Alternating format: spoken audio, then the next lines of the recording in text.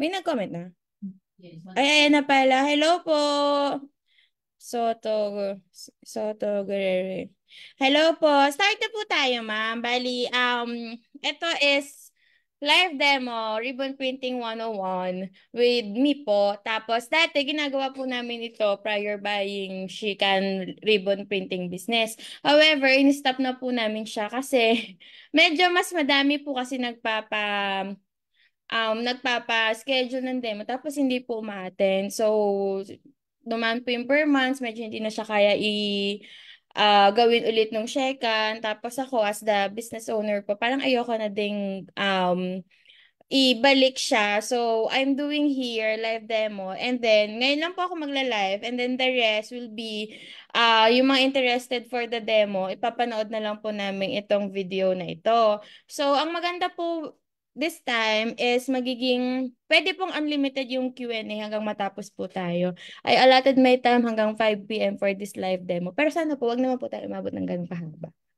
So, ayan, mag-Q&A po muna tayo about how to start ribbon printing business. May boses to, Len. So, papanood ko po muna sa inyo yung video of Liden. Ayan siya.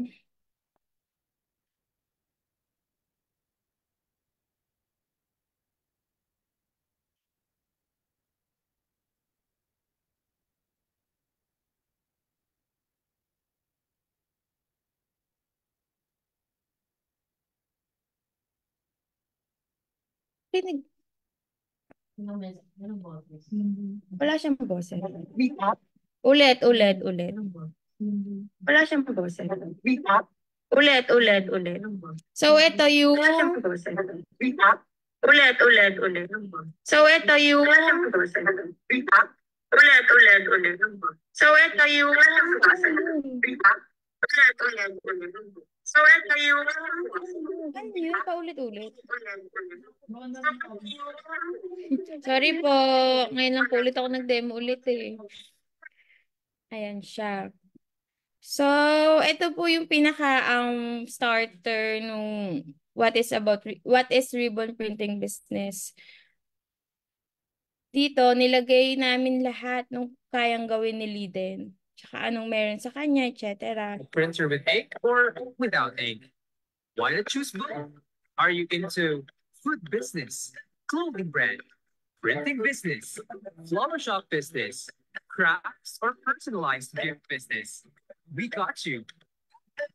This is Layden, the ultimate thermal printer. Upscale your passion, business, or crafts and make moments more special with ribbon and sticker printer business package by Shekan Thermal Printers. We offer an all-in-one shop of ribbon and sticker printing needs. High-quality Shekan ribbons, foils, and more. Guaranteed fast return of investment in just 80 to 100 printed ribbons. Now available in more payment options, more printer options, more consumables options. Layden is more. So, ayan, sa start ng video, pinakita po namin yung kaya po niya mag-print with ink and without ink. Si Shekan po, nag-start siya with thermal printers. Si Liden po, thermal printer din talaga siya. Tapos, kinonvert lang siya into a ribbon printer. Hinanapan po talaga namin siya ng consumables na pwede sa kanya as a ribbon printer po.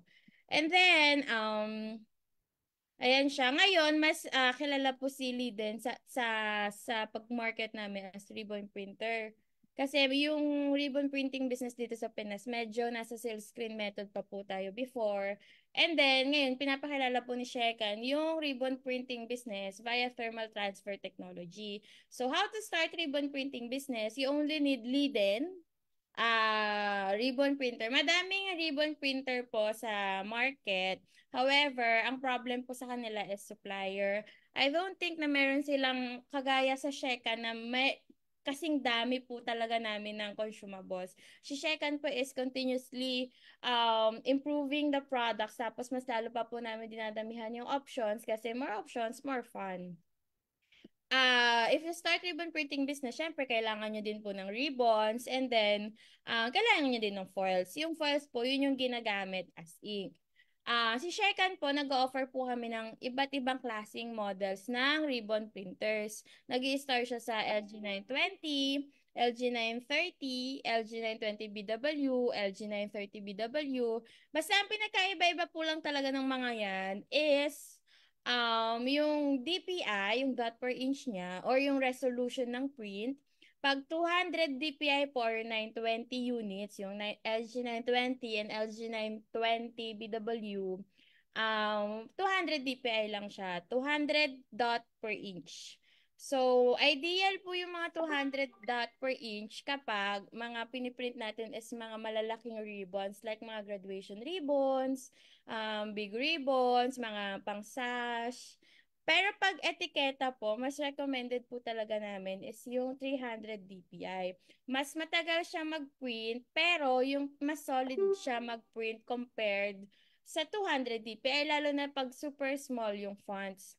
And then if mapapansin nyo po if yung mga units namin may BW, may A sa dulo, may C sa dulo. When we say BW po, hindi siya black and white. The BW meaning Bluetooth and Wi-Fi po siya. Pwede siya mag-print sa iOS, kahit mga 15, iPhone 15 kaya na po niya. Sa Windows, sa Android, minsan pag mga bago yung mga MacBook, pwede mag-print ng BW versions pag kayang installan ng app. Kasi based on my experience, may mga MacBook na hindi ma-installan nung app. So, pag ganun, nag-offer kami ng LG 930A. MacBook version siya. Iba yung GPU niya compared sa other printers, pero pwede siya sa MacBook. However, ang limitation sa MacBook kasi, mas recommended ko na meron kayong existing Canva na or existing Photoshop. Mas okay yung LG 930A MacBook version kung marunong ka na sa Photoshop. Kasi medyo hindi kasi available yung free software namin sa MacBook. Yung iba nagtatry sila ng parallel sa MacBook. However, babayadan mo siya. So, mas recommended ko pa din na meron kang first-hand experience with Adobe Photoshop kung MacBook. Pero the rest, if yung Windows user naman po tayo, wala namang po masyadong problema. For the C, LG 930C, 300 DPI din siya with cutter. Yung cutter na yon is specific for nylon taffeta. Yung nylon taffeta po, siya po yung laging ginagamit for etiquette printing na nilalagay sa damit. So, yung cutter na yon hindi po siya pwede for ribbons kasi pupurol siya. We had an experience na sira yung cutter namin kasi ginagamit namin siya sa ribbons. Kaya yung cutter ngayon, we always inform our buyers na pang etiketa lang siya. Kasi medyo pupuro siya kaagad. And then all those units po, bukod sa pinakaiba lang nila is print resolution, tsaka yung kung saan siya gagamitin, same na po sila ng inclusion, 6 months replacement, 1 year service warranty, tapos software, yung tutorial.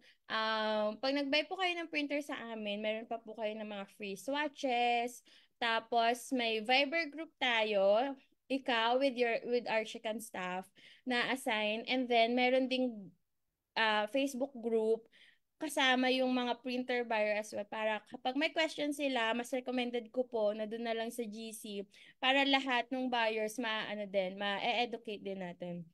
Tsaka maganda po yung Facebook group namin kasi parang may nagiging community na nagtutulungan sila sa isa't isa.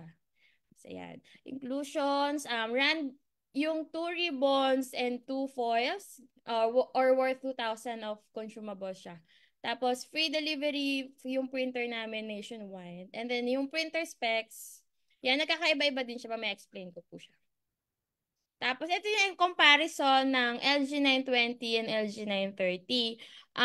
Medyo hindi po siya kita masyado, I think, sa video, sa picture. Pero, pag mga ganito, kagaya nitong nasa black, mas solid po mag-print yung 300 DPI. Ito po yung sasabi ko kanina na mas okay sa maliliit na fonts yung 300 units namin, 300 DPI units, compared sa 200 DPI na medyo hindi siya ganun ka-clear. Pero ang twist po, For 200 DPI, hanggang 1000 mm yung kaya niyang printan. Or roughly, nasa mga 40 inches yung pag malalaking ribbons. Pero si 300 DPI, since mas malaki yung resolution niya, hanggang 700 mm lang po yung kaya niyang i-print, especially sa mga sash.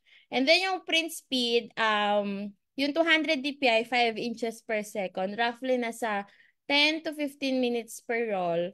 Tapos si 300 DPI, 4 inches per second, roughly nasa 15 minutes and pataas siya.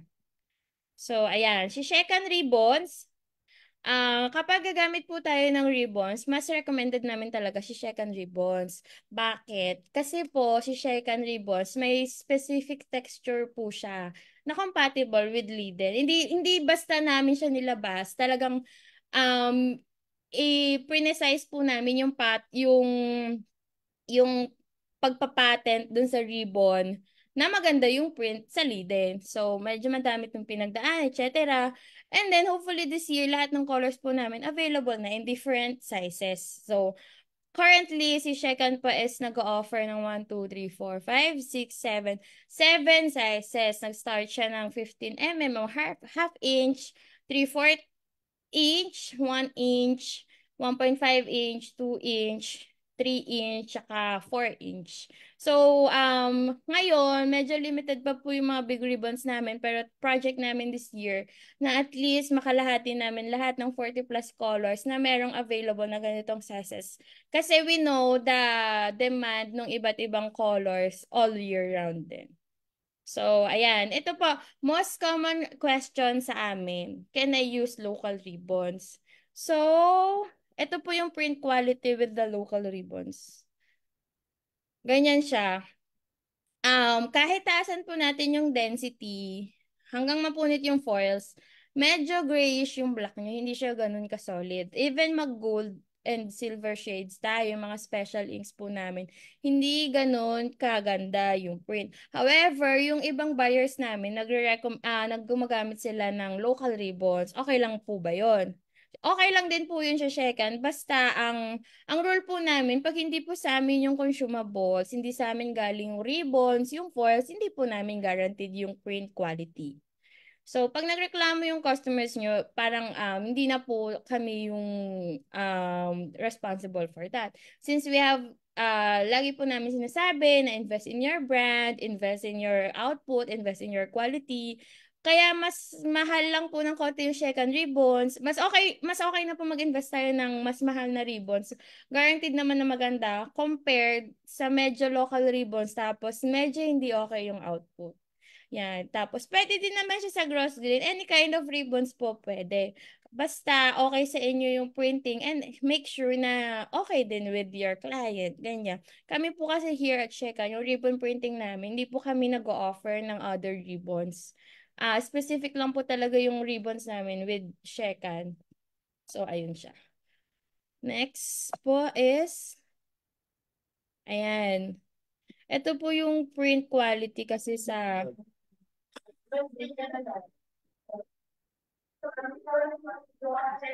ayan siya. Pag local ribbon, ayan po, kahit mataas yung density, hindi talaga siya itim. Kahit sa sobrang init niya, napupunit na yung pores. Even with the local ribbon, mag-gold po, ganito po yung print quality ng foils ng Sheka.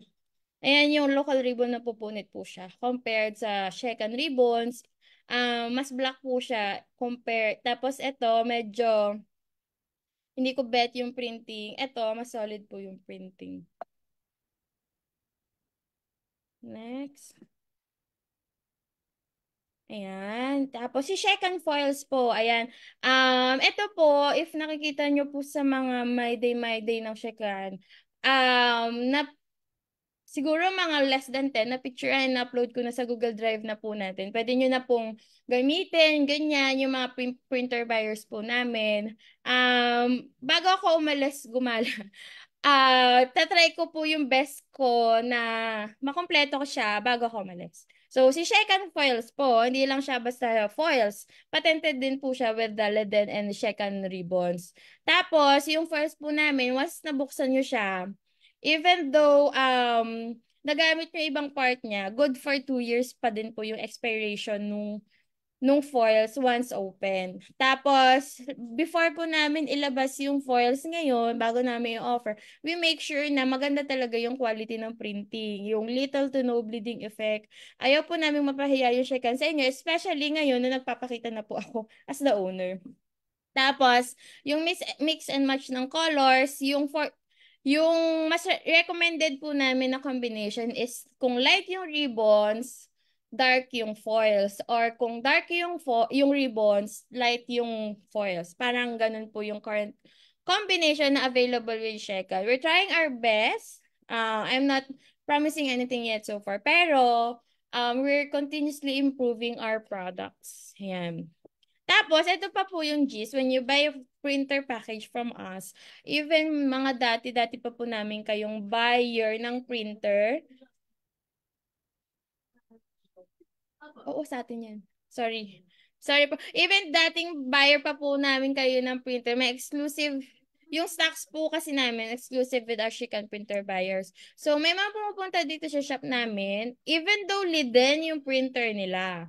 Basta hindi po galing with Shikan, we will not supply you with the stocks. Even 50,000 pa yan, 100,000, basta hindi galing sa amin, hindi po namin kayo susupplyan. Yeah. So, yung foils namin, ito po yung isang frequently asked questions din. Ano pong difference ng basic ink tsaka sa special inks? Yung basic ink po, mga basic colors lang. Mga Roy G. Beef, mga red, green, purple, mga normal colors lang. And then yung special foils, yan po yung magaganda talagang effect, lalo na yung gold and silver shades. So, yung gold and silver shades namin, parang 1, 2, 3, 4, 5, anim po yung available. Rose gold not yet available po. Ini-improve pa po namin kasi yung quality ng rose gold. Medyo kamukha niya po na kasi si yellow gold na may pagka-matte gold. So, gusto ko si rose gold. Medyo mas matidistinguish siya kasi mahal siya. And then si Basic Ink, ayan. Same lang po ito ng mga prices. Nagkaiba lang po with the white. Kasi if you were our printer buyer before, yung white po namin hindi ganun kaganda. Ngayon, improved version siya. Mas maganda na. Medyo mas mahal lang po. So, pag nag-start po kayo ng ribbon printing business, we recommend na i-ask nyo po muna yung mga Shekan staff kung anong best ribbon printer ang bagay sa'yo, lalo na kung may existing business po kayo. Kasi for mga flower shops, mas recommended po talaga namin ang 200 DPI. Kung printing business po tayo or box business or mga business na nagre-require ng high quality prints, mas recommended po namin sa 300 DPI. Kung mga clothing etiketa po kayo, ayan, ganyan, mga clothing business, mas recommended din po namin sa 300. Pero kung mga invitations, events, ganyan, it's up to you po kung mamimili po kayo kung 200 or 300 DPI. And then, pang mga home-based, startup, ganyan, basta pag Windows, wala po kayong problem. Pag MacBook, yan. Dito, dalawa lang po yung option natin sa MacBook, yung PW or A. Pero mas recommended ko po yung A, lalo na kung may Photoshop tayo. Tapos pag mga food business, ganyan sa 200 and 300 DPI din po tayo. Yung ribbon printing calendar po natin. Si ribbons po all year round demand naman siya. However, hindi naman may mga months na talagang sobrang lakas niya, may mga months na medyo lang, tsaka may mga months na medyo hindi naman sa walang-wala talaga. Medyo meron naman ng koonti. Pero hindi siya kasing grabe lalo na kapag patak po ng September. September to December, mga 15, sobrang lakas po ng ribbon printing. Kasi sa September, diyan po yung papasok yung mga sash lalo na sa UN. Ayan.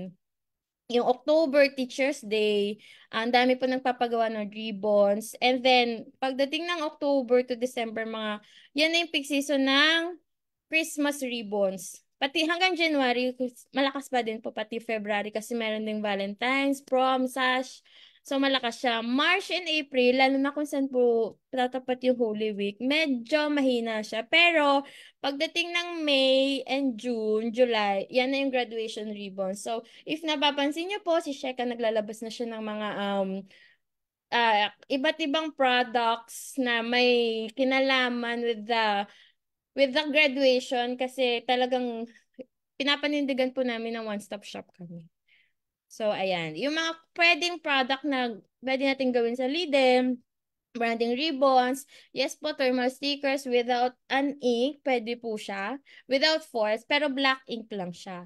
Pwede naman siyang may ink, same lang po yung foils ng ribbon sa stickers. Ayan. So, ganun din, mix and match, dark ribbon, dark sticker sa light foils, tapos vice versa. Ayan.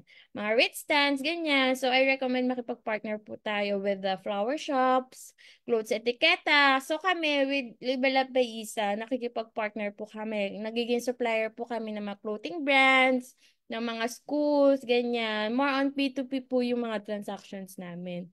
And then, here naman po yung sample pricing, costing margins, and guide. So, if dumadaan po sa FYP nyo si Label Lab by isa, under Shikan Trading Corp din po siya.